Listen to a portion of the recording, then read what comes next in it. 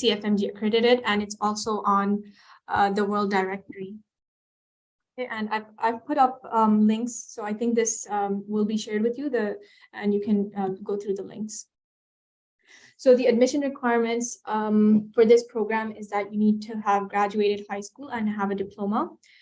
And then you need at least a minimum of 62% in your grade 12 biology and chemistry, but it's advised to have to aim for much higher, because when you apply, there is a ranking system. So then admissions are granted from the highest marks. So 62% is just a minimum to apply, but it's obviously recommended to aim for a higher overall grade 12 average. And then there's also an entrance exam that's based on your high school knowledge of biology and chemistry. And there's a full application process with various documents, because you are an international student, so you have to submit multiple documents such as police clearance and many other documents we'll get to. So ranking is done according to the high school, your high school average, as well as your entrance exam grades, and the top 300 are selected. Okay, and I have a link here as well. So after graduating from here, you have many different countries that you can go to, but you have to give those exams. So for Canada, you give the MCCQE1 and the NACOSCI. For the UK, you give the UKMLA. For the US, you give the USMLE exams. And for Europe, actually, you don't have to give any medical exams, because the degree is accredited automatically in all of the European countries. But you do need to give a language exam for whichever country you want to practice in. So for example, for Germany, you give the German language exam, but you don't give any medical exams. Okay. A lot of you asked about coming back to Canada. So what's the process for that? Since we're only in second year, we haven't gone through the process ourselves, but this is just a little bit from our research that we've gathered. So you need to be a Canadian citizen or PR to be able to work in Canada. Again, you give the NACOSCI and the MCCQE1 exams. These exams are standard that even the Canadian medical graduates need to give. And you give the IELTS exam to prove your language comprehency. And you either apply to CARMS or the PRA. We'll get to that in a minute. Okay, so about a residency, specifically applying to CARMS, these are some things that are advised. So number one is getting electives done. Electives are optional rotations other from the mandatory rotations that you do. And you choose these yourself in different disciplines. And electives are usually done in the last 2 years of your program. And it's recommended to do these electives in Canada if you want to go back to Canada. Other things that are recommended are doing some observership, research, volunteer, of course, for sure, because volunteer experience really sets you apart in different organizations, and you're going to get a lot of exposure and experiences, as well as reference letters. So these are all things that are recommended and advised to get you a spot in CARMS. So if you look at the chart on the right, it's from the match last year, and so it's based on different continents. And if you can see, around 297 doctors applied for the match and 172 got matched from Europe. 1% so that's the largest amount from all the continents. So this was just because there were a few questions about what are acceptance rates for CARMS. So just a little bit about that. So there are many other European medical universities that you can go to. Other than Bulgaria. So there's some in the UK, Ireland, Hungary, Poland, Romania, Italy, and Turkey. All of them have different requirements and different exams. Yeah, and I personally know a few students studying in each of these countries. So it is an option for sure. So now we're just going to go over the questions that were submitted. And then if you have additional questions, you can put them in the chat, I think, and Mariam will let us know. So the first question was, do you have to take an undergrad degree to go to med school in Europe? What high school average do you need to get in grade 12? And are there any extra requirements? So an undergraduate degree is not required, and you can apply after high school. And this is the same in the other countries mentioned above as well. And what was it? Average in grade 12, again, the minimum to apply is 62%. But again, it's just the minimum to apply. If you want to get in, you need a higher grade than that for sure. Because admission is granted based on the ranking, and the ranking is averaged from your entrance exam grade and your high school diploma. So yeah, and any other extra requirements, there's an entrance exam of the university, and it's based on your high school biology and chemistry. And again, it's there's a ranking system, so it's best to aim for a high grade on that. So then the next question was, where in Europe can I study medicine and work easily in Canada? Again, there are many medical universities in Europe, in different countries. I've mentioned before as well, and many more, which you can apply to after high school. But you have to keep in mind that language tests are required to work in any country in Europe. And then to work in Canada, you need to go through CARMS and do residency. And also you need to do the IELTS and the other exams that we mentioned before, NACOSCI, MCC QE1. Okay. So can you be a doctor in Canada after completing your degree in Bulgaria, and how? So to become a doctor in Canada, you need a medical license firstly. And there are two options to get a medical license in Canada. So you either do residency in Canada or you do residency elsewhere. To do residency in Canada, you do it through CARMS at one of the universities. And to do residency elsewhere, you can just do it in the UK, Ireland, and then apply through the practice ready assessment route. And the practice ready assessment route is for those doctors who've done residency abroad and have worked for a few years, and they're coming back to Canada. Okay, and I've put the links for both websites here as well.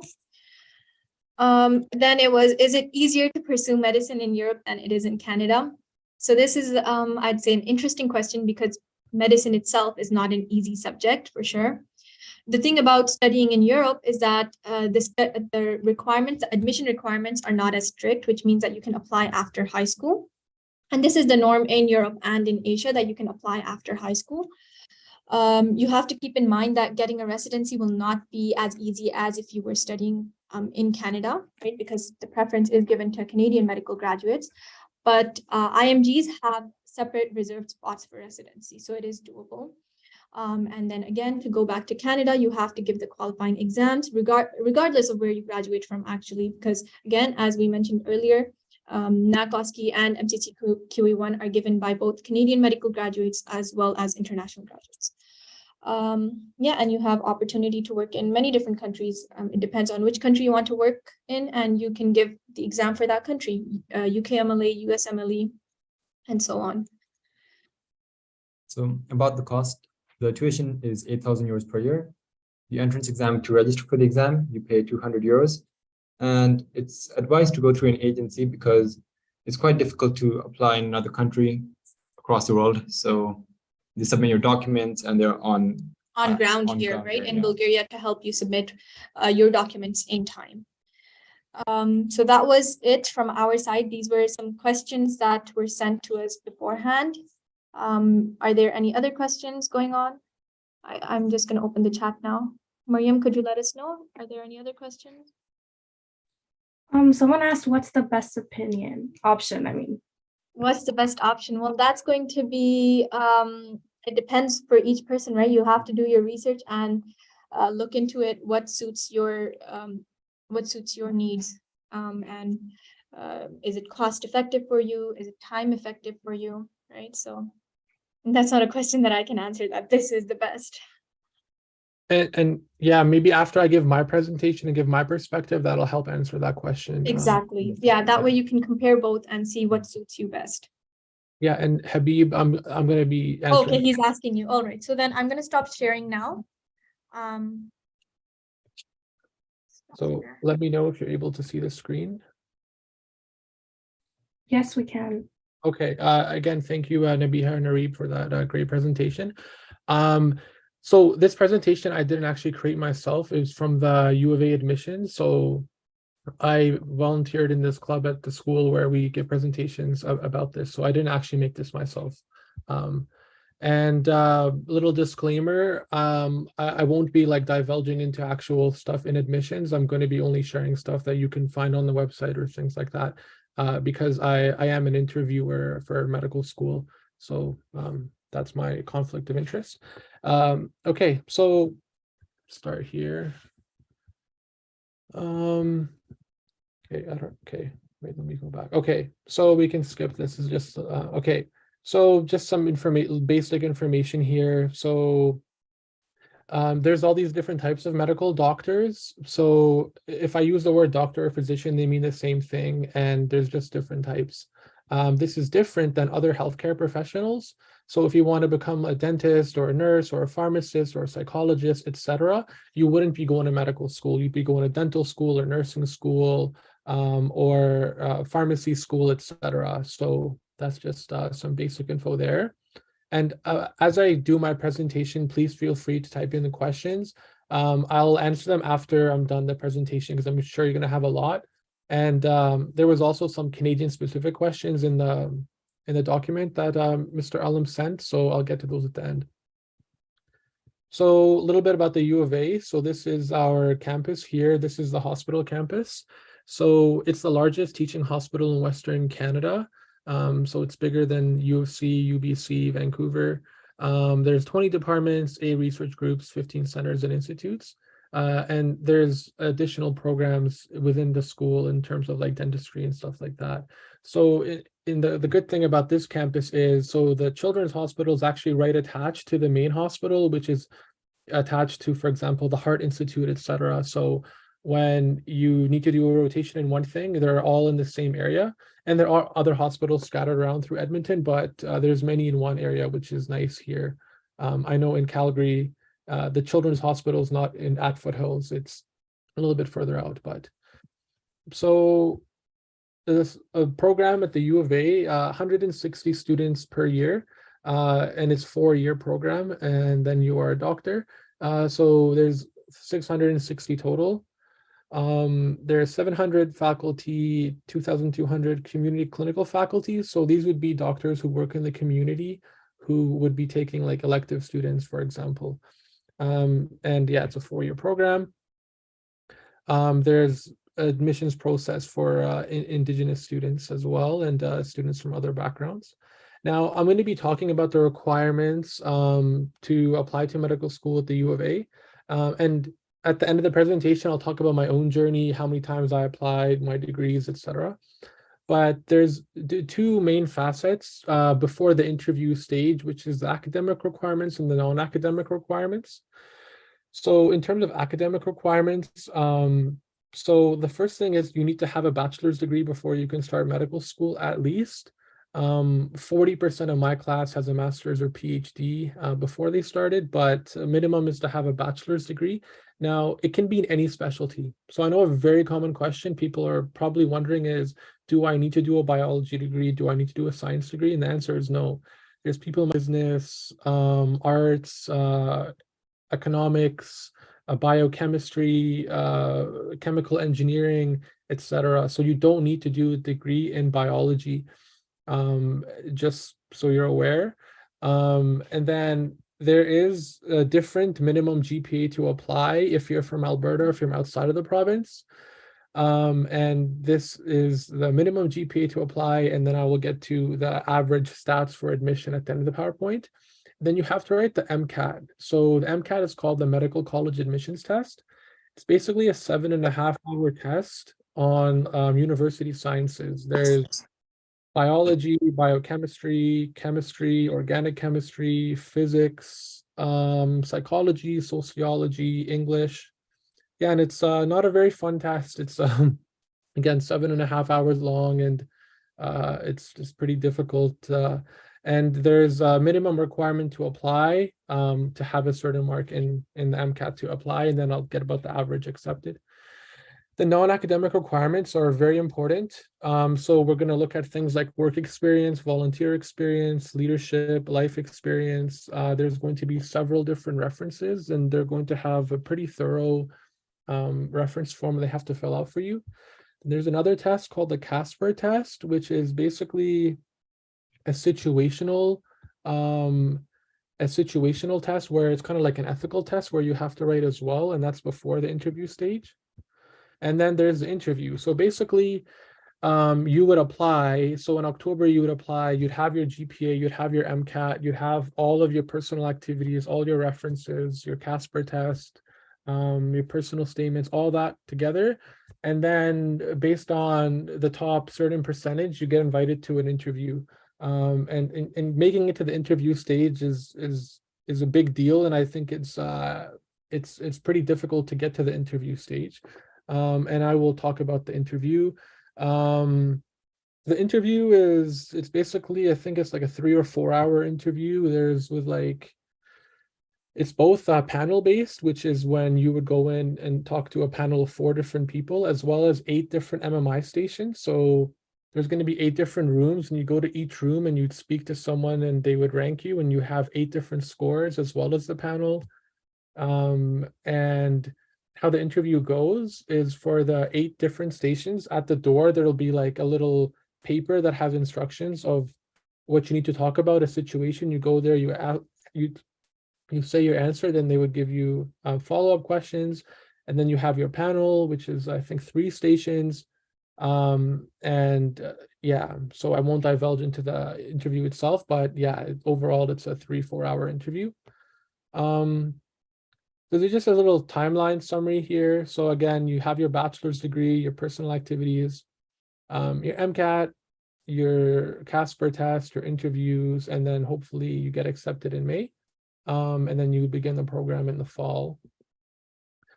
85% of the positions are for Alberta residents. So what that means is in Canada, healthcare is provincially funded, which means that the province has a little idea thinking, if we want to train medical students who are going to become doctors and work in that province, well, theoretically, if we have people from that province, they're going to work in that province. And so every province has a little advantage.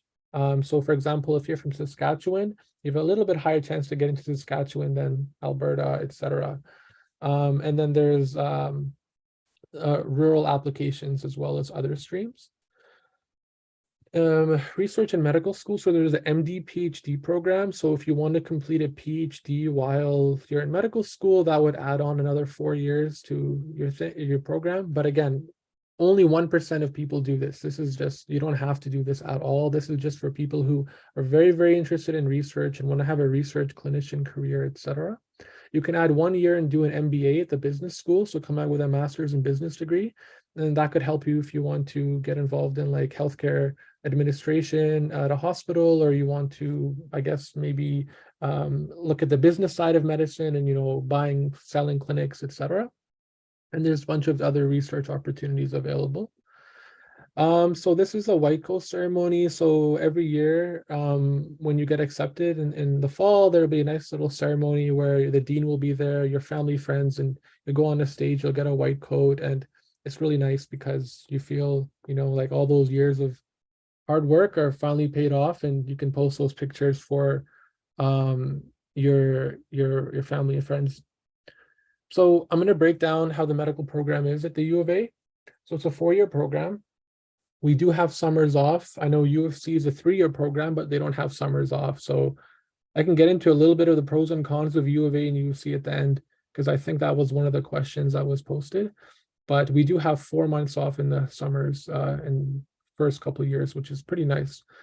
Anyway, so the first year 1 and year 2 are called preclinical. So you're going to spend 6 to 8 weeks in all these various different body systems.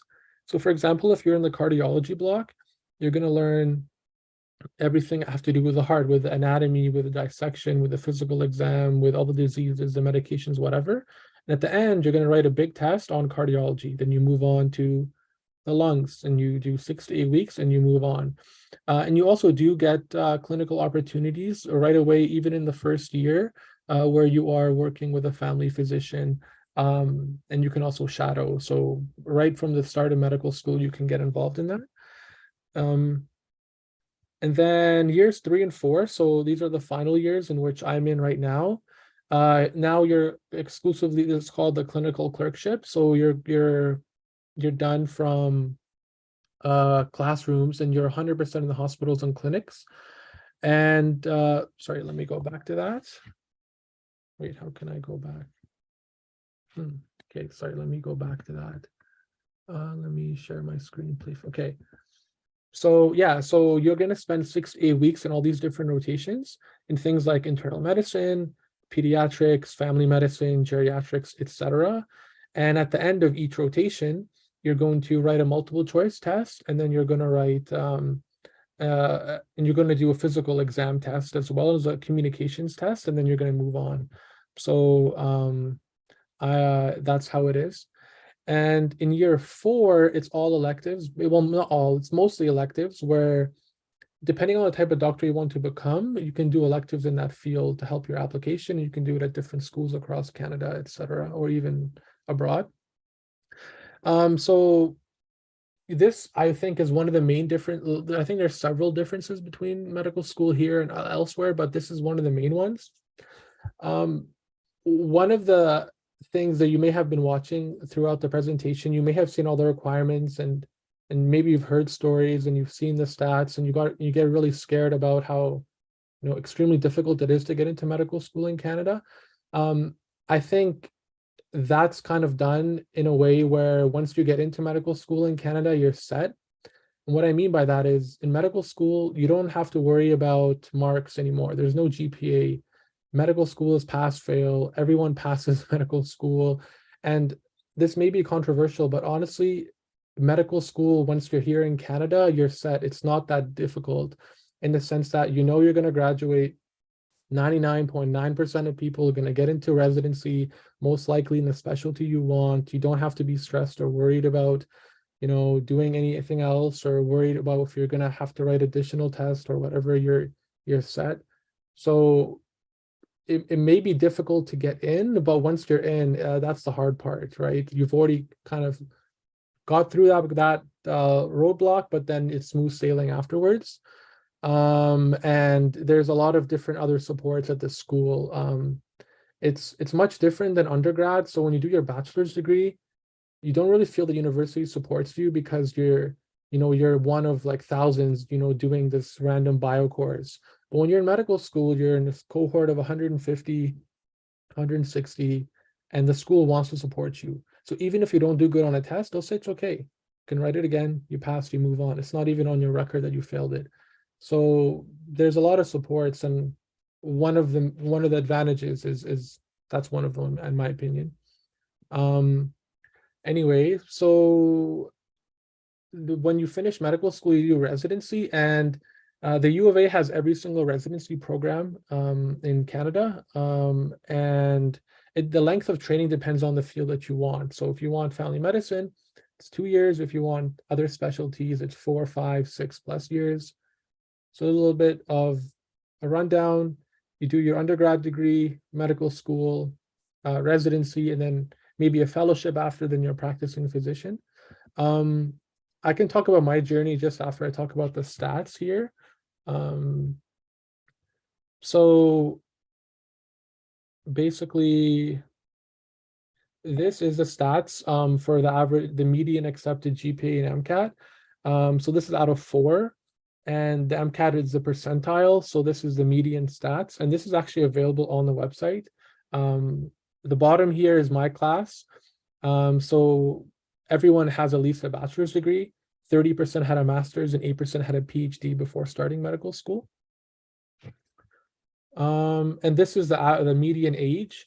So the median age was 24 years old, ranging from 22 to 43. So it is a big range. And the average number of trials to get accepted was 3 times. So applying 3 times before you get accepted.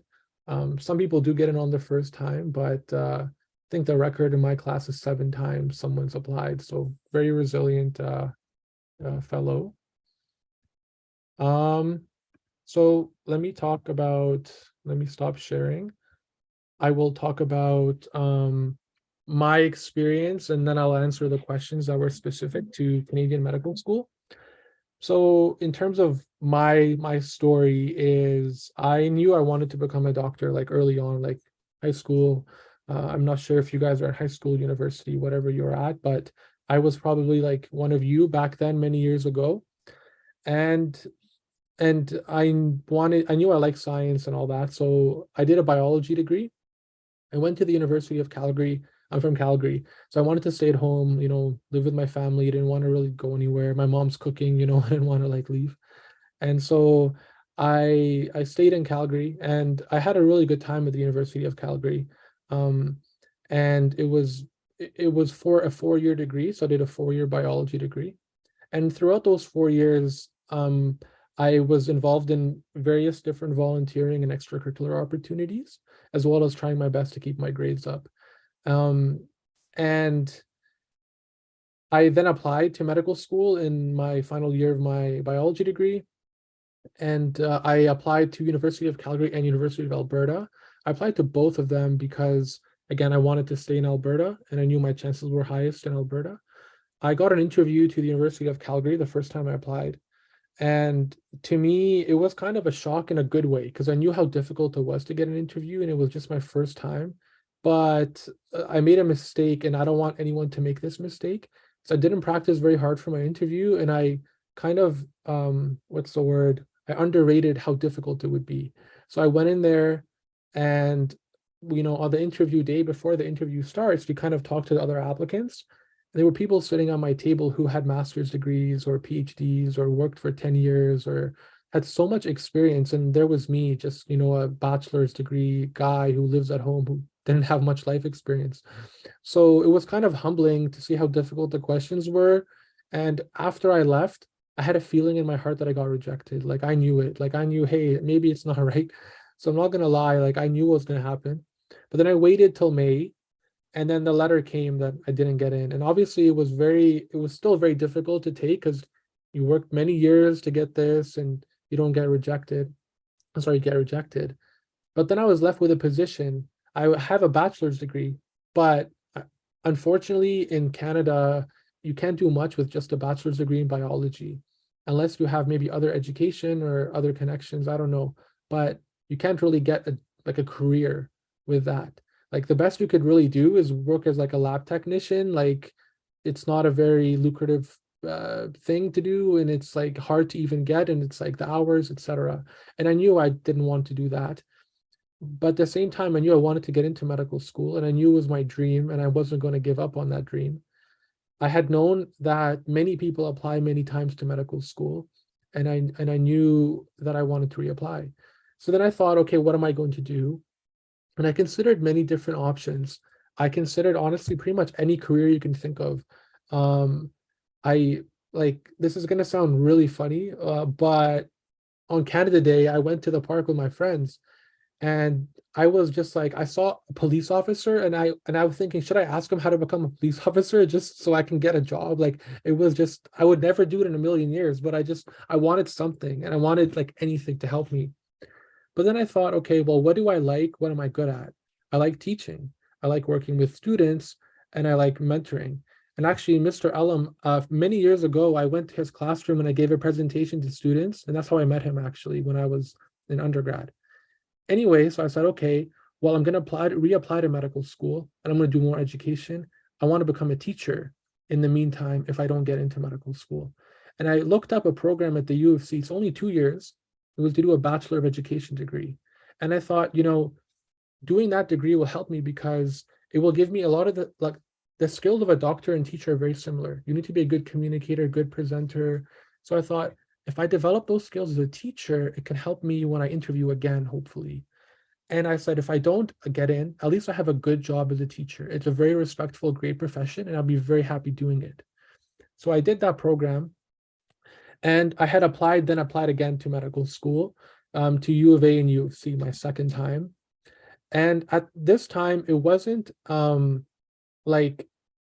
obviously I still wanted to become a doctor, but at the same time I said, okay, if it doesn't happen, I can keep applying. I'm still in school. I was young, Unfortunately, the second time I applied, I didn't get interviews to either U of A or U of C. So the first year I applied, I got an interview. Second time I didn't. And the reason I didn't is because it's extremely competitive. And every year you apply, it's a different applicant pool, as well as different people review your file. And it's also subjective in terms of who looks at your activities and what they give you. It's a lot of confounding factors. Anyway, obviously I was disappointed because I thought, okay, last year I got an interview, this year I didn't. So what am I going to do? I said, it's okay. I'm going to keep doing my degrees and do more education. So then I finished my education degree. Then I did a master's degree, which was 1 year master's degree in education. And the reason I did that master's degree was for several reasons. Number one, I thought, okay, well, I like being in school, so why don't I just become in school, keep going to school? I didn't want to go out to the real world. Just kidding. The real reason was I had heard that doing a master's may help you applying to medical school. And also, I thought I can also help my education career. Because if you do a master's in education, perhaps it can open doors in the future if you want to become like a principal or something like that, or get a job. So then I applied to medical school the third time. I got an interview to U of A this time, and I was very, very happy. I felt so blessed. I was like, hey, you know what? I'm not going to give up. It's my dream. I got an interview.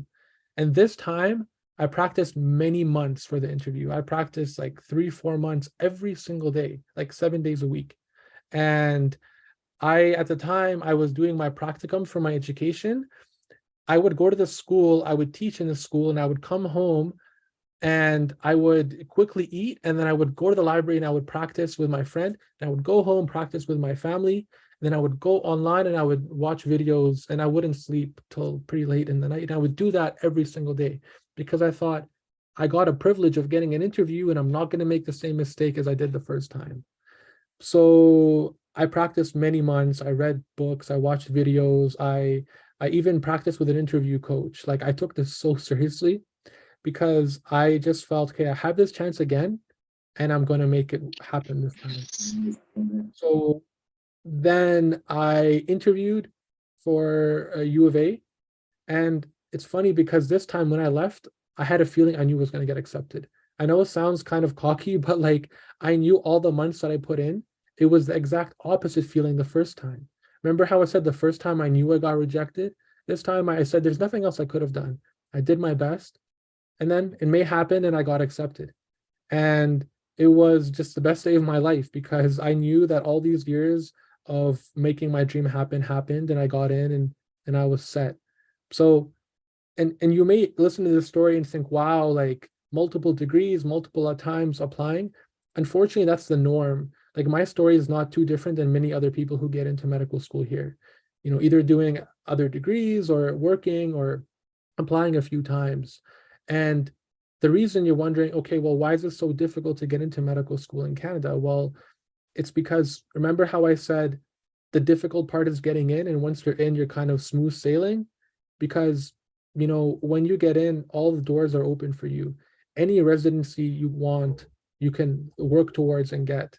If you're applying to medical school here in Canada, you apply to the first round of CARMs, and 95% of residency positions are for Canadian medical graduates, and the other 5% are for everyone across the world. So there's that. And there's also like living here with family, friends, knowing, you don't have to worry about additional challenges, etc. And so, the way that I think about it is like in life, like anything good comes with like hard work, and comes like it comes with a challenge, right? Like, if medical school just accepted like anyone, then what's the point of like, like what's the reward in that? Like, it's hard for a reason. And anyway, so that's kind of my story. And if I could get like anyone in my class, they would probably tell you their own story. Like, I have people in my class who like did a master's or did a PhD or worked or did research or applied a few times. And there are some who do get in on their first try, right? There are some, I'm not going to discount that. But again, even the people who get in on their first try did at least one degree. And so that's kind of the story for admissions in terms of that. Now I'm just going to answer some of the questions that were dedicated to medical school admissions, and then I'll have my colleagues here answer maybe the other ones that are for international. So first question here is about admission process. I think both of us did a pretty good job talking about our various schools. Next question is, know how to get into medical school in Canada. Well, I've kind of talked about the process there. Which undergraduate program is the best for getting into medical school in Canada? A very good question, and probably one of the most common questions that everyone asks. And I've been asked this question like hundreds of times over the years. And I'm going to tell you the honest answer. There's no perfect, clear-cut program to do to get into medical school in Canada. As I mentioned, there are people in my class who did various different programs. Now, there's pros and cons to which program you do. So, for example, if you do a science degree, the pro is it'll help you for the MCAT, right? You're taking all those science courses, like all the ones on the MCAT are in your science degree. So it'll help you prepare for the MCAT, which has all the science courses. But the major con with doing a science degree, if you don't get into medical school, then what do? Right? It's not too good for a career path unless you do more education. So there's pros and cons. For example, another one is if you do nursing as an undergraduate degree, the pro is, well, if you don't get into medical school, you have a great job as a nurse, making good money, a respectable job. But the con is they don't take all the science courses that you need for the MCAT. So you'd have to self-study for the MCAT on your own time. Another example is engineering. If you do engineering, the pro is if you don't get into medical school, you have a great job as an engineer. But if the con is that GPA is very difficult in engineering, and it's going to be hard for you to get a high GPA to get into medical school. As well as another con is you might not have the ability to take the bio and the biochem courses, depending on what engineering you take. Another example is, let's say, business. If you do business degree, again, the con is you don't have the ability to take the science courses, and it may take you more time or take the courses in the summer. But the pro is you may like business and have a good job in business. So it really depends. But the few tips that I can give for that answer, for that question, sorry, is the prestige of the school does not matter at all. So don't think, oh, if I go to University of Toronto or McGill, it's going to increase my chances of getting into a Canadian medical school than if I go to University of Calgary or Mount Royal or something. That is a big mistake to do, because when you apply to medical school in Canada, no one cares what university you're from, okay? So they're all treated the same. You could go to the small school in rural Winnipeg, or you can go to McGill University, the best school in Canada, and they're going to be treated the same. So don't go to the school that you think has a nicer name. It's not going to help you in any way. That's number one. Another tip I could give is to go into this like knowing it's not going to be a quick little thing. I know I read one of the chat questions. I think it was like, what's the shortcut or what's the shortest you could do it? There's that. I don't think that's the best question to ask, because there is no shortcut. Like I applied 3 times, average person applies 3 times, my friend applied 7 times. And if you do go abroad, perhaps it's easier to get in, but you still have the challenges of residency, and that may take you a little bit more time. So either way, it's not short. Like either way, it's difficult. So choose your challenge. Your challenge to get into medical school or challenge to get into residency, and some people, depending on which challenge they take, right? And it's a personal opinion, right? I know I chose this challenge, my colleagues chose the other challenge, but either way, it depends on personal preferences. Next question is going to be general info in the medical field. I think we talked about that. Any recommendations for undergraduate programs? I think I gave a pretty general opinion. I don't have anything specific on which program. Requirements, we talked about that. Duration of degree, I think we talked about that. Learn about planning to go, blah, blah, blah. How can you study medicine in Canada? We talked about that. Can I study medicine from engineering? Yeah, you can. And again, there's pros and cons to doing that. The pro is, if you don't get in, you have a great job. And if the con is, it's harder to get a high GPA and perhaps harder to hit the courses that'll help you for the MCAT. So it really depends. Next one, how many process of, can you become, would you like general idea of enrollment? So I guess maybe enrollment, maybe you mean admission. So in terms of applicants, we accept about 160 from 2,000 something applicants. So that's going to be your admissions percentage there. I want to get to know if it's easy. We talked about that. tips about this is a good question. Tips about extracurricular or personal portion of Canadian medical application. So with this one, again, I want to reiterate, it's to get into a Canadian medical school, it's not just about marks or MCAT.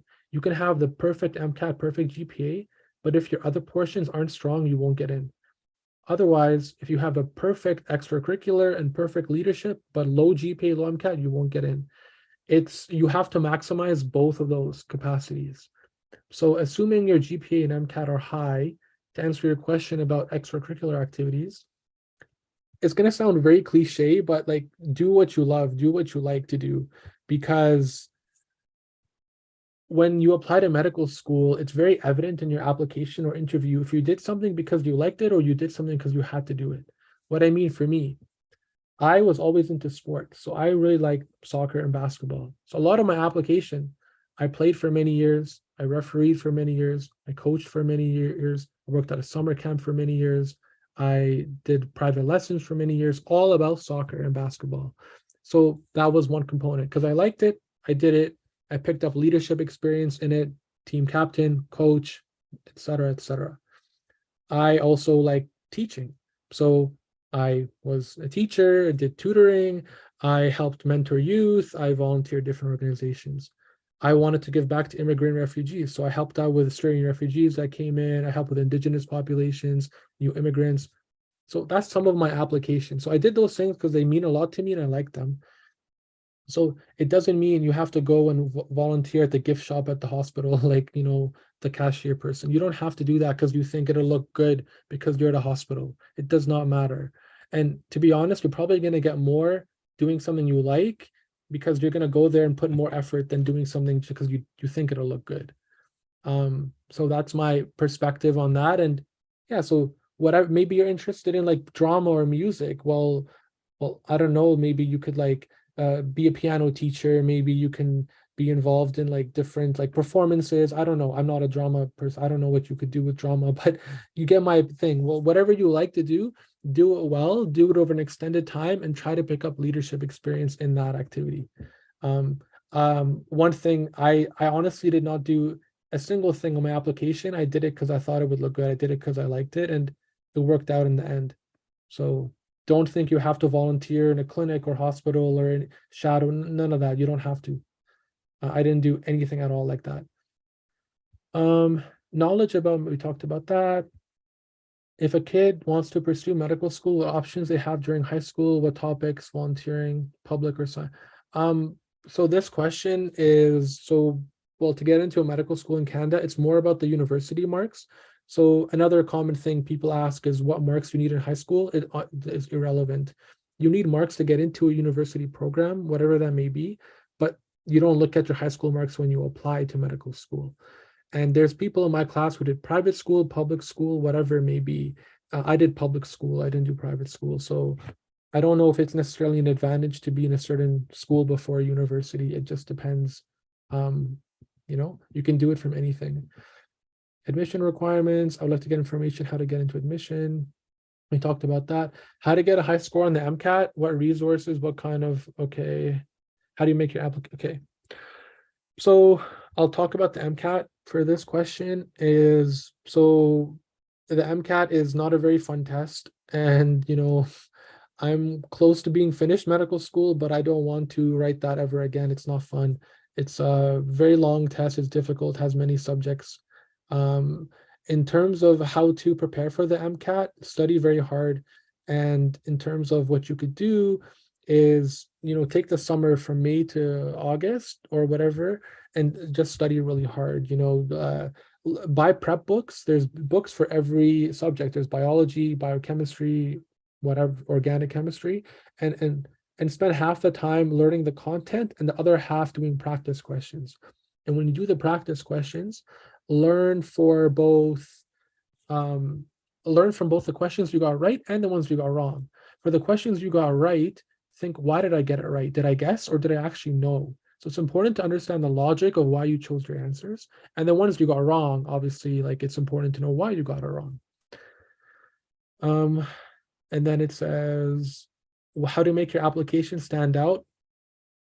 Honestly, how to make your application stand out, a lot of it is like not very secret. It's have a high MCAT, have a high GPA. And for your extracurriculars, make sure they're over extended amount of time. There's leadership experience, there's stuff that you like, and stuff that you can talk about in an interview. That's kind of it. And the rest is unfortunately up to the admissions because there's a lot of subjectivity involved. And I said that earlier, I'll kind of explain what that means. When you apply, you have your GPA, that's a set number. No one is going to change that. Your MCAT is a set number. No one is going to change that. But a significant portion of the application is your volunteering, your leadership, your extracurriculars. Now, we're all human beings. And what subjective means is you may think some sort of volunteer experience or leadership experience is more valuable to you as a human, and you may give a higher score than me. And maybe 1 year I apply and you're reviewing my application and you like what I did, you're going to give me a higher score, right? Versus the next year, someone else may like it. It's unfortunately the nature of the game. And that's probably one of the reasons I didn't get the interview the second year than the first year. So that's why maximize your application and just hope for the best and just hope and pray and see what happens. And that's all I could really say for that. Almost done these questions and I'll get to the chat and then my colleagues could maybe answer a few more about international school. How to get prepared for the interview. And I think this was also one of the chat questions. Can you elaborate on the interview station? Okay, yeah. So I'll talk about the interview again. So number one, don't do what I did the first time, is not practice very hard, because that didn't work out for me. And do what I did the second time, practice very hard for like several weeks, even a few months, because few people who apply get to the interview stage. So when you get to the interview stage, treat it like you have an extremely good opportunity to get into medical school or not. What the problem with me, when I got the interview the first time, I kind of thought, oh, okay, whatever, I'll just get an interview next year if I don't get in, whatever. And it didn't work out because I learned a lesson that I didn't get one the next year. And I think it was a very humbling experience. Some people apply 3-4 times and they never even get an interview. So it's very important, if you get the interview, treat it like practice for it very hard. And to get the perspective of your family, your friends, your classmates. So basically to practice with multiple different people, hear what they have to say about your answers, and to do that. Can I apply? You don't have to take physics in high school, but there's pros and cons to that as well. Like there's physics on the MCAT. So eventually you can't run away from physics. You're going to have to learn it because you need it for the MCAT. So if you don't want to take it, and this is a direct message, I think someone said, you don't have to take it in high school, but just know you can't run away from it because there's physics on the MCAT. So if you don't take it in high school, you're going to eventually learn it in university. So I think it's perhaps advantageous to take it in high school because you get exposure to it. And when you take it in university, it's not nothing new to you, and it'll help you for the MCAT. So if you can, I would take physics in high school if you can. If not, then it's going to be, you can take it in university or self-study. No, there is no calculus on the MCAT, but there is math, and there's no calculator on the MCAT. So everything is mental math. So hopefully your mental math skills will help out for the questions where you need to write on a paper and you can't use a calculator. Would it be beneficial to focus on publications during my master's degree or more volunteering in community if my personal score was low? I can't really give you that answer without saying stuff that that's about the criteria of grading. I can't tell you, but I would just say, I don't know, perhaps try to maximize both areas of, your publications and your volunteering. I think that would be, could be one thing if you have the time. Okay, so I finished all the questions that were in there, and I'll get to the chat. And sorry for taking a lot of time, for talking a lot, but okay, let me just quickly go to the chat and answer the ones that I can. And again, I'll leave it to the international questions. Okay, what is the criteria for admission? I talked about that. How many students Yeah, so about 160 students from 2,000 something applicants. Cutoff for GPA. So the admissions average GPA, I think, is on the website about 3.9 out of 4, and MCAT was like 90 something percentile. My kid wanted to enter medical school, family physician or dentist or pediatrician. She graduated from here, Alberta. She knows, yeah, you need to get a degree first. Can I apply without taking physics? Answer that. What could be the shortest cut to do that without spending 4 years? There's no shortcut. If you want to do a medical school in Canada at the U of A, you need at least a 4-year degree. At the U of C, you can apply with 3 years, but only like 2 or 3% of people are applying out of get in after 3 years. So there's that. There's no other shortcut. You have to do your time, unfortunately. Can you elaborate on 8 interview stations? So that's for the MMI, which is multiple mini interview. So again, there'll be like 8 different rooms, and in each room there'll be like a paper on the door that will give you a situation. Like, for example, it doesn't even have to be healthcare related. It could be like, I don't know, like you're going grocery shopping and you see an elderly man being yelled at by someone. Like, what do you do? How do you help them? What kind of thing? So you would go there and you would talk about the situation. You would say like, you know, I would like gather more information. I wouldn't make assumptions. I would be empathetic, whatever, like answer the question of what you would do to help someone. And there's about 8 different ones.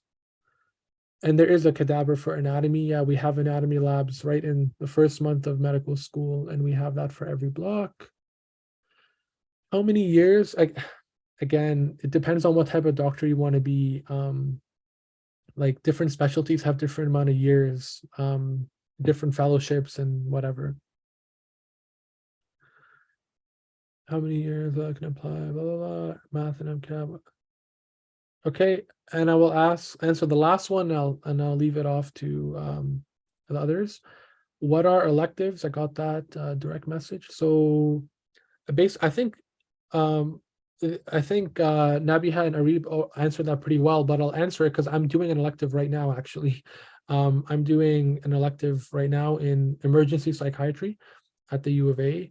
And anyway, so what an elective is, so in your 3rd and 4th year, there are core rotations, something that everyone has to do, right? So everyone has to do family medicine, internal medicine, general surgery, pediatrics, obstetrics and gynecology, psychiatry. That's everyone has to do, no matter what type of doctor you want to be. And then there's something called an elective. Elective can be in any field in medicine that you want to either learn more about or build up a reference letter for your CARMS application. So you can just choose whatever field you want to do it in, and that will help. You know, and you have many electives in medical school, so it doesn't all have to be something you want to do. Like, I don't want to go into psychiatry, but I just did it because I thought it'd be interesting to learn more about. What kind? I've already asked that. BDS admission. I don't know what BDS means. Do you mean DDS, like dentistry? So, okay. So in Canada, it's called a DDS, which is Doctor of Dental Surgery. We don't have a BDS here, but it's similar to medical school, but a little bit different. They don't have an MCAT, they have a DAT, which is a shorter version basically of the MCAT. They still have the volunteering and leadership stuff you need. They still have the high GPA that you need. And I believe you don't need a degree for dentistry. You can get it after 3 years. So you can apply after 3 years for dentistry, and then not 4. Some more questions on direct message. I'll get to them and then we can answer the other ones. Fees, please. It's about per semester. It's like 7,000. It's like 14,000 a year. 14,000 Canadian. Would it be better to focus on various volunteering right now or a couple long-term ones before my next application next year? I would perhaps focus on more about quality than quantity. So instead of doing various different small activities for like a couple of days or a couple of weeks, if you do things over several months or even a couple of years, it'll look maybe show more commitment to that activity. So if I had to choose, I would perhaps focus on a few that are long term over many over short term. But that's my opinion. Okay, there's no more questions in the chat, so that's kind of what I had to say. I know I took probably like 40 minutes. I don't know, a long time, 30 minutes. But hopefully that was a little bit helpful. My concluding statements about that is, it's definitely not a quick route, whether you do school here or abroad, wherever you go. Becoming a doctor is not something that just happens like this and you're done. Maybe you're thinking of all the positive things that can happen in your life once you become a doctor. Well, it takes many, many years to get there, a lot of years of hard work. And don't just think about what all the benefits and pros of becoming a doctor. You have to be realistic and know it takes many, many years. It costs a lot of money. You're going to be studying in your room for many years. You won't really have the opportunities maybe to do a lot of fun stuff that perhaps if people who did other programs are going to be studying a long time. The hours are long. So I just finished obstetrics and gynecology. Our call shift was 24 hours. That means you're working from 8 a.m. to 8 a.m. And that's not a joke. You're literally working 24 hours, 2 times a week, 24 hours. So you do get like an hour and a half to sleep, but you're working that much time. So that's just for obstetrics and gynecology. It's similar to general surgery or other specialties too. There are some fields in medicine where you don't have to do 24-hour call, but just know that you will have to do those rotations no matter what type of doctor you become. Because so that's my final, and actually my final thing is there's more to life than becoming a doctor. I've seen way too many people, they get really depressed and sad when their dream doesn't happen, and many years they're reapplying and they're just super stressed out and they have so much pressure from their family and they don't feel like they're successful if they don't become a doctor. You can be successful at any job in the world, right? If you put your mind to it and you work hard, you can be successful. I was thinking of becoming a teacher. I think being a teacher is a great job. And I would, if I didn't get into medical school and I was going to become a teacher, my job was to be the best teacher in the world and to work very hard and do my best for my students and do that. And in the end, I would think I'm very successful, just even though I'm not a doctor. Who cares? So don't try to become a doctor for the wrong reasons and think your life is over if you don't become one. Okay? And maybe, I don't know if there's some parents watching, don't pressure your kids and think that's the only thing in life and they have to do it and tell them every day you're going to be a doctor. No, like that creates a lot of stress and trauma and on kids. And, I'm almost a doctor and I'm telling you, there's more to life than not becoming one. And you can be happiness, successful, good life, good family, and a lot of other jobs. And if you pressure someone to do something they don't want to do, it's going to do the opposite and make them not want to do it. I wanted to do this field because I wanted to do it. But I think if my parents told me you had to do it or else you're a failure, I wouldn't do it. Like I would be like, no, because kids rebel. But sorry, that's my other opinion. But anyway.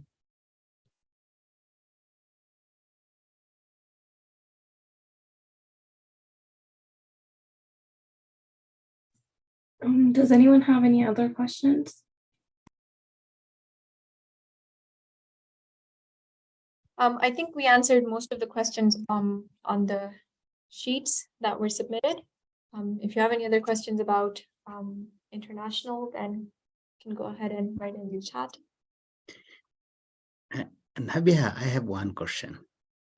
Before that, thank you very much, Ibrahim. Alhamdulillah, I enjoy it. And I have lots of questions. I already got it. Even my brother also here, he's also a doctor in Bangladesh. He's a professor. And there are some other doctors also here. So everybody got the clear message from Muhammad Ibrahim. You're a teacher, not only teacher, professor. Alhamdulillah, the way you explain, lots of course, we get the clear information.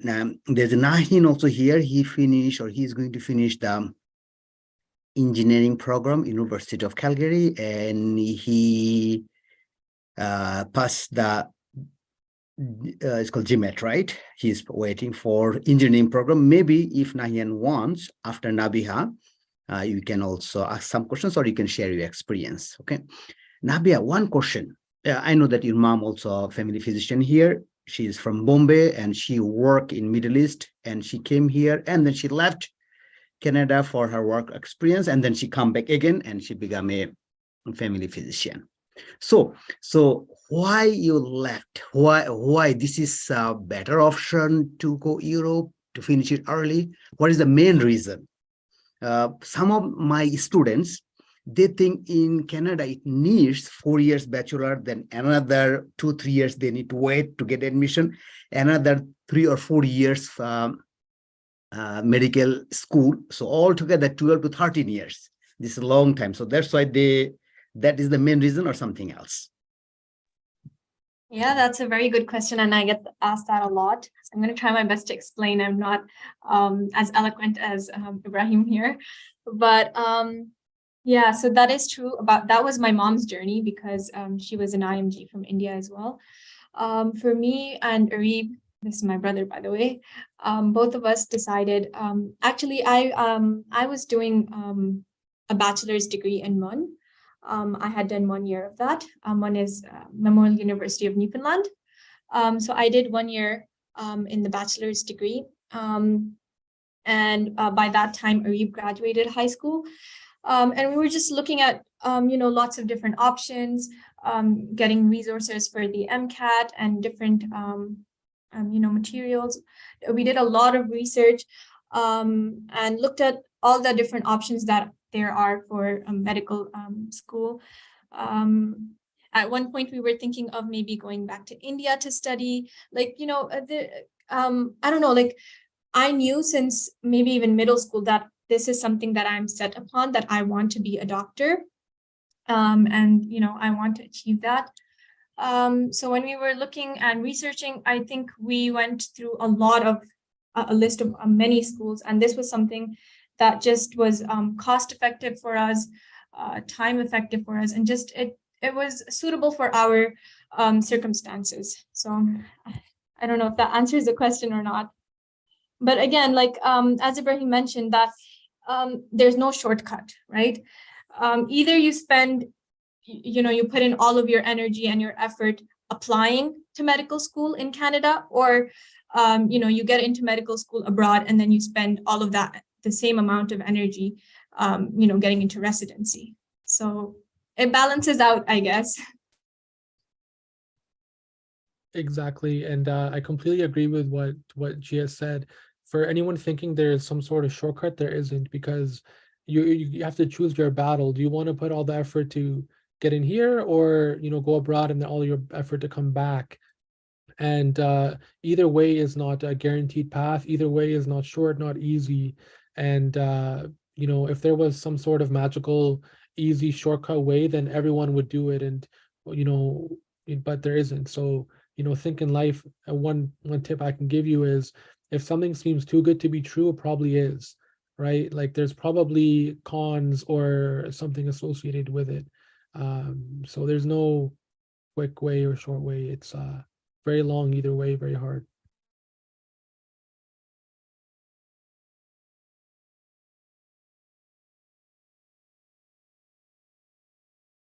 Okay, now I think the open session, if anybody would like to ask Mike, open your mic, you can ask the question. Maybe 5 or 10 minutes you can stay. After that, we'll close our session. Nahian. I'll just add one more quick thing. I think I got a message. So if you do medicine from abroad, you have various options. After graduating here, you can choose to work in the country that you graduated from. You give the language tests for that country. Otherwise, again, if you want to go back to Canada, then you give the exams for that country. I know a lot of my seniors, they gave the USMLE or the UKMLA, and they went to the US or the UK. So you have a lot of options. It's not just closed, So yeah, that was one question. Yeah.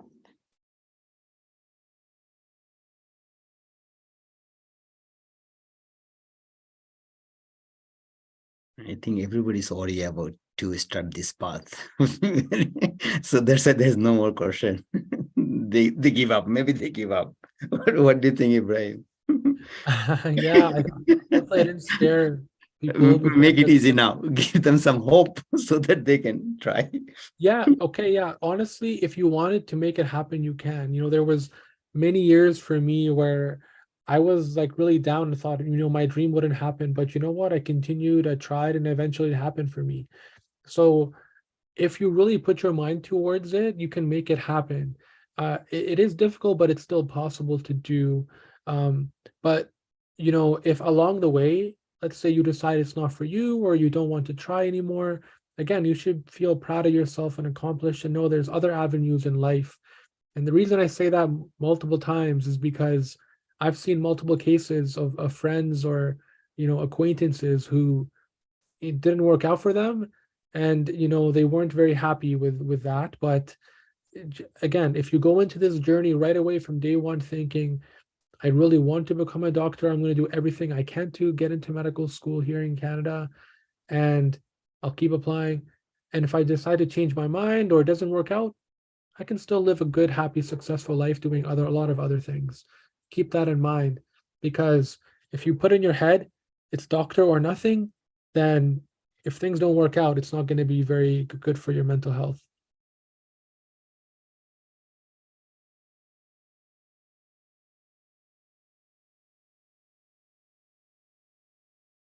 Okay, wonderful. Let's see, maybe in future, maybe we can run one more session. Let's say they are mature now, they can think more, they can ask them questions. After a 3 month or 4 month or 6 month, inshallah, we can do one more session. Thank you very much.